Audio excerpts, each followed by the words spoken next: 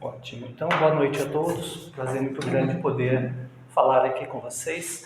Um assunto que tem sido recorrente na minha vida, eu vou dar isso como testemunho pessoal, é uma passagem que tem na Bíblia que fala a respeito da busca da perfeição. Eu vou até ler para vocês como se diz, o que está nesse texto. Está no capítulo 17 do Evangelho segundo o Espiritismo, Sede perfeitos. Diz assim: sede vós logo perfeitos, como também vosso Pai Celestial é perfeito. Isso está em Mateus, capítulo 5, versículo 48. E esses caracteres da perfeição levam-nos a pensar em quais situações nós podemos utilizar esta rogativa de Jesus a respeito de como nos instruir daquilo que a gente pode ser e daquilo que a gente pode não ser. Quando nós invocamos a chamada perfeição, nós estamos extrapolando um conceito humano no superlativo, de tal modo em que muitas vezes fica inatingível. E eu tenho visto isso comigo mesmo e com muitas pessoas. Mas como é que eu vou conseguir ser perfeito se eu sou naturalmente imperfeito?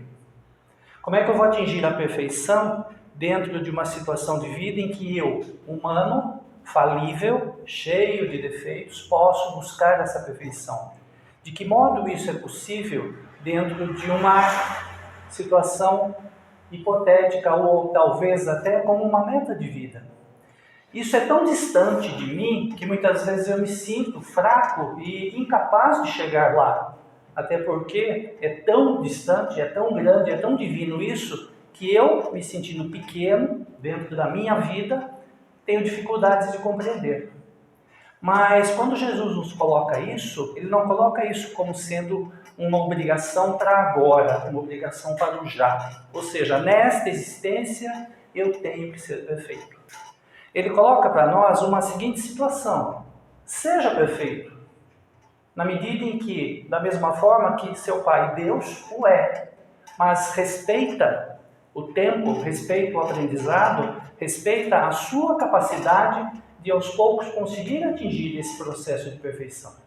Porque muita gente eu ouço falar assim: puxa, mas já que eu sou imperfeito, já que eu nada consigo, já que eu não tenho como atingir isso, então eu já desisto no meio do caminho. Essa desistência, ela faz com que nós tenhamos, claro, a minha limitação e a minha incapacidade de chegar lá.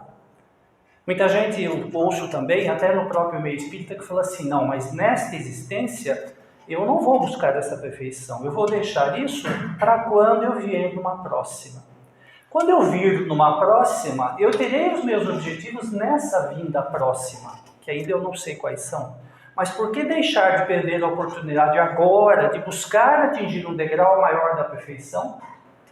Por que esperar para uma próxima oportunidade? Para que esperar para uma próxima encarnação? Então, esse ser de perfeitos, ele nos traz um objetivo a ser atingido, uma meta, um horizonte em que eu vou chegar. Mas esse horizonte não significa que será nesta, nem na outra e nem na outra, e talvez nem na outra ainda. Significa que eu tenho que ter isso como um objetivo constante de busca, um objetivo constante de vida. Afinal de contas, estamos em busca dessa perfeição. E muita gente fala assim: poxa, mas eu vou ser perfeito para quê, Eu quero a perfeição para quê? Por que querer uma coisa tão distante? Ou então, por que querer uma coisa que só pertence a Deus? Porque quando Jesus coloca sede perfeitos como nosso Pai, ele não se inclui nesse comentário. Ele coloca como Deus tendo a perfeição, mas a ele, como ele não cita a pessoa dele, ele não cita a si próprio, ele também coloca que ele também está a caminho, ele também está buscando atingir essa perfeição, claro, distante de nós, por ser o nosso irmão mais evoluído, mas assim mesmo ainda sem chegar naquela perfeição que o Pai atingiu. E isso é um ponto que nos toca, porque se Jesus teve a humildade dele perceber que ele ainda tem algo a aprender, ele ainda tinha algo a construir no seu futuro, quem dirá nós, que somos bastante limitados e bastante distantes ainda de atingir até Jesus. Então, muitas vezes, a perfeição ela soa como algo impossível. Não, é algo plausível, mas não na determinação de tempo que a gente imagina ter. Não no entendimento que nós temos. Porque essa tal perfeição, ela nos leva a uma situação em que talvez eu não consiga nem compreender quais são os seus requisitos. Quais são os pontos que eu tenho que suprir para poder chegar lá. Mas eu não vou desistir no meio do caminho, até porque desistir nesse momento significa fraquejar. E fraquejar é um dos passos que nós temos para a infelicidade. Muita gente diz assim, puxa, mas por que eu tenho que buscar a perfeição então? Se só Deus é perfeito nesse universo, está tão distante de mim, então por que eu tenho que fazer isso? Porque toda vez que nós subimos um degrau na escala da busca da perfeição, nós conseguimos desenvolver mais equilíbrio, mais paz interior e, por consequência, mais felicidade. Muita gente fala assim, poxa, mas justifiquem o motivo de eu buscar a perfeição. Toda vez que a gente busca a perfeição, nós buscamos ser mais felizes. Felizes como ser humano, feliz como pessoa que vive em sociedade, feliz com os nossos companheiros de jornada, com os nossos parceiros de vida, com os filhos, no ambiente de trabalho, no ambiente da rua, no ambiente da vida humana, da vida social.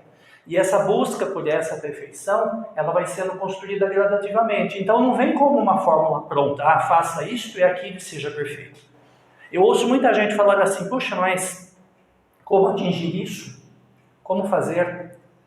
Não, fica para uma próxima, fica para uma outra, fica mais difícil. E muita gente também diz assim, puxa, mas eu não preciso atingir a perfeição, porque afinal de contas, eu já escutei isso de colegas meus, se afinal de contas eu não estou roubando e não estou matando, então eu estou no caminho certo. Eu também concordo, nós não estamos roubando, nós não estamos matando, estou no caminho certo, mas não basta. O caminho certo não é só tirar algo de alguém ou tirar a vida de alguém.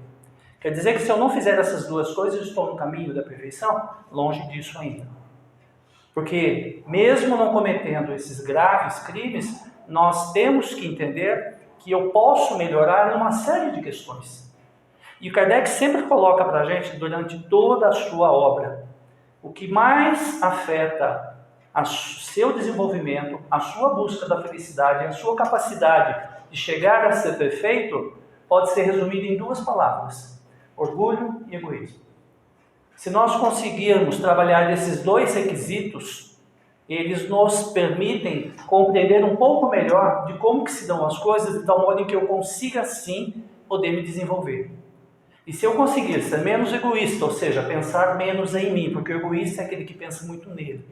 Se eu conseguir pensar menos em mim, somente em mim, se eu conseguir fazer para o outro aquilo que o outro gostaria que eu fizesse, se eu fizer as coisas para o outro não tendo como fonte de orgulho ou de busca de me satisfazer com aquilo, eu posso sim começar a galgar esse caminho. E conforme nós formos seguindo por esse caminho, o próprio aprendizado, a própria nossa capacidade de entender como que nós estamos vivendo, isso vai nos abrindo outras possibilidades de entendimento para que nós consigamos sim ampliar isso de uma forma cada vez maior. Pensando como naquela pedra que a gente atira dentro de um lago e ela faz uma primeira onda. Aquela primeira onda é nós superarmos o orgulho e o egoísmo. Mas quando a gente atira uma pedra na água, não faz só uma onda. Essa onda, ela se conecta numa outra um pouco maior. Aí nós podemos ampliar os conceitos daquilo que é egoísta, ou seja, eu só penso em mim, e daquilo que é orgulho. Eu só faço para mim. Eu consigo ampliar isso em amorosidade para com os outros, em respeito, em tolerância, em afetividade, em paciência. E aí eu consigo ampliar isso em compreensão das dificuldades, em aceitar os diferentes e ser mais tolerante. Aí eu consigo com isso poder ajudar os próximos, e eu consigo ajudar os que estão um pouco mais próximos, e mais ainda, ajudar os que estão mais distantes. Compreender que tudo que a gente faz na nossa vida são atos e ações como se nós jogássemos sempre a pedra na água. E quando nós fazemos isso, existe reverberação. Existe a formação de ondas vibratórias que vão se espalhando de tal forma que nós possamos atingir pessoas que estão lá longe. Então, muitas vezes, a busca pelo aprendizado, diminuindo o meu egoísmo, diminuindo o meu orgulho, faz com que eu tome decisões importantes. Por exemplo, eu não quero aquilo só para mim, então eu compartilho com os demais. Eu não quero guardar só para mim, eu dou também para os outros. Eu não quero só que eu almoce e jante, não, eu providencio também um alimento para aquele que está necessitando. Então, indiretamente, mas diretamente, nós vamos galgando espaços cada vez maiores, atingindo regiões e pessoas que precisam muitas vezes do nosso entendimento, da nossa ajuda, mas não conseguem. Então, muitas vezes, para mexer com o meu egoísmo, para sanar o meu orgulho, eu preciso dedicar um tempo da minha vida para escutar aquele meu vizinho chato que veio até na porta da manhã no sábado e quer trocar uma ideia comigo. Eu tenho que ser tolerante a isso. Eu não posso simplesmente me esconder. Eu tenho que fazer contato com aquela pessoa que é meu parente e me incomoda e me dá trabalho, mas para perguntar para ele como é que ele está. Eu tenho que dedicar um tempo para visitar as pessoas da minha convivência que de repente estão precisando de ajuda, estão doentes. Ou seja, pequenas ações que fazem com que eu não pense só em mim, mas que eu pense também nos demais. E aí com isso nós vamos conquistando esse caminho, essa trajetória do ser de perfeitos. Nós sabemos que não vai dar para ser honesta. Eu particularmente devo ter muitas outras reencarnações, certamente. Por quê? Porque eu não consigo ainda fazer aquilo que eu gostaria ou aquilo que eu posso. Muitas vezes eu me sinto cansado de buscar, de repente, visitar alguém que eu sei que precisa, mas eu estou cansado, eu não vou. Eu sei que eu precisaria ser mais gentil com aqueles que trabalham comigo, mas às vezes eu não vou, estou cansado, eu estou um pouco irritado, então eu não quero ficar conversando demais com aquela pessoa. Eu não quero parar para ouvir o que ela tem para me dizer. Por quê? Porque eu estou pensando em mim, estou pensando no meu conforto, né? Eu estou pensando em, quero que acabe logo esse dia para eu poder ir embora para casa. Muitas vezes essas pequenas ações nossas são exatamente as barreiras que no dia a dia nós temos que transpor para compreender como é que nós podemos ser mais e melhores, fazendo com que a nossa vida funcione como se fosse uma rosca, né, que vai girando, né, a rosca de um parafuso, mas a cada giro que nós damos, nós não voltamos no mesmo lugar, nós voltamos um degrauzinho acima, ou, dependendo das minhas escolhas, a cada giro que eu dou, eu volto num degrau abaixo. Muita gente fala assim, o espírito não retroage, mas eu posso, por meio das minhas ações, me tornar uma pessoa pior, se eu quiser. Se eu exercer o meu livre-arbítrio de falar, não, hoje eu não vou ser razoável, eu vou ser bravo, eu vou ser ruim, eu vou ser grosseiro, eu posso tomar essas decisões, baseadas naquilo que eu tenho. Afinal de contas, nós temos livre-arbítrio. Então, a busca pelo ser perfeito passa também pelo meu livre-arbítrio, para saber se eu quero, se eu desejo, se eu imagino, ou se eu almejo uma possibilidade. Como é que nós podemos pensar nisso? Sede perfeitos, uma grande interrogação. Mas como? Sede perfeitos pode ser uma meta de vida? Pode. Pode ser aquilo que nos direciona e nos guia? Pode. Mas ao atingirmos cada etapa dessa, vislumbra um futuro ainda distante. Outro dia que eu fui na praia, eu estava pensando sobre isso, né? Sentado na beira da praia, eu fico brincando na areia e eu olhando o mar. E você vê o mar até um ponto. Chega um ponto que você não vê mais. Por quê? Porque é a linha do horizonte, né? Então você olha o mar aqui assim, você vê aquela água toda posta, aquela tranquilidade, a praia, aquelas pessoas indo e vindo. E eu pensei, essa citação do Sede Perfeitos é mais ou menos isso. Quando nós estamos na beira da praia, eu estou aqui olhando o mar ali e eu vejo aquela linha. E se aquilo é minha meta ser atingida, como? Melhorar o meu humor, melhorar as minhas relações familiares, ser mais gentil, ser mais amoroso, mais paciente, mais tolerante.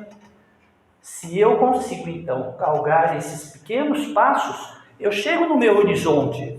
Porque eu posso estabelecer, olha, para esta vida, o que eu quero é ser gentil. Então eu consigo chegar ali. Mas quando eu chegar no ponto da gentileza, ou seja, caminhando para dentro do mar, naquela linha do horizonte, quando eu estiver em pé ali, bom, cheguei, eu estava lá na praia, agora eu estou aqui, caminhei tudo isso nesta existência, o que eu tenho para frente, né? Se você olhar de novo para o mar, você vai ver um novo horizonte, até onde a sua vista alcança. E aí de novo você pode falar assim, vou ali de novo chegar até lá. Chegando até lá, o que eu faço? Encontro uma nova etapa, um novo passo, uma nova jornada. E assim sucessivamente. Então essa sede perfeitos nos indica isso. Nos propõe esse passo, esse caminhar. Não aquele que eu vou chegar na perfeição, porque é impossível nesta existência, mas aquilo que eu vou atingir mediante a minha busca constante da melhoria. E isso, passo a passo, eu vou chegando lá. De tal forma que eu consiga, a cada existência, avançar. A cada existência, subir um degrau. A cada existência, dar um pequeno passo em busca da nossa própria melhoria, em busca da nossa própria perfeição. E essa perfeição, ela é própria sim. Porque cada perfeição, ela é baseada naquilo que nós almejamos, naquilo que nós produzimos. Ela não é colocada como sendo algo intransponível ou algo que não tem essa limitação. A nossa perfeição, ela está baseada nesse pequeno passo, nesse segmento. E aí, com isso, nós vamos chegando lá. É assim que eu compreendo a questão da perfeição, é assim que eu compreendo esse nosso passo. Tá certo, gente? Boa noite. Boa noite, tudo bem? Tudo. Desculpa chegar assim. Sem problema. Fiquem à vontade.